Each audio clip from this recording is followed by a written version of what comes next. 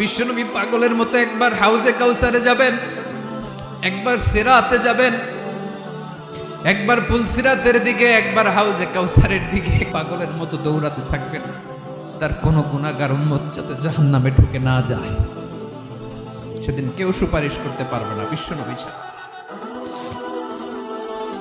এজন্য 5 নম্বর আল্লাহ বললেন, মান যাল্লাযী ইয়াশফাউ ইনদাহু ইল্লা বিইযনিহি। কার সাহস আছে, কার এত বড় বুকের পাটা কিয়ামতের কঠিন দিন আল্লাহর সামনে দাঁড়িয়ে সুপারিশ করবে? কারো ক্ষমতা, কারো ক্ষমতা নাই। বিশ্বনবী সেদিন সিজদায় পড়ে উম্মতের জন্য কাঁদবেন, সবাই কাঁদবে, নফসি নফসি, আল্লাহ আমারে বাঁচাও, আল্লাহ আমারে বাঁচাও। বিশ্বনবী বলবেন, উম্মতি উম্মতি।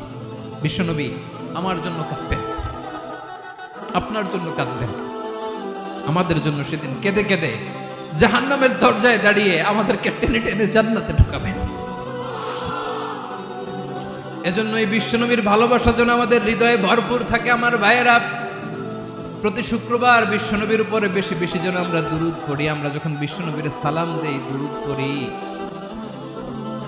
একদল স্পেশাল ফেরেশতা আছে যারা বিশ্বনবীর দুরূদটা নিয়ে সরাসরি বিশ্বনবীর রওজায় যায়, যে বলে অমুকের বেটা অমুক আপনারে সালাম দিয়েছে। বিশ্বনবী নিজ কবরের থেকে নিজেই সালামের উত্তর দেয়। বিশ্বনবীর ভালোবাসা যেন আমাদের হৃদয়ে থাকে, বিশ্বনবীর সুন্নাহ দিয়ে যেন আমাদের জীবনটাকে সাজাই। পারা যাবে ইনশাআল্লাহ। বিশ্বনবীর ভালোবাসা ছাড়া কেউ জান্নাতে ঢুকতে পারবে? বিশ্বনবীর পক্ষে আমরা বলবো, বিশ্বনবীর পক্ষে আমরা লিখবো, বিশ্বনবীর জন্য আমরা আমাদের কলিজার রক্ত বিলিয়ে দিব, ঠিক কিনা বলেন?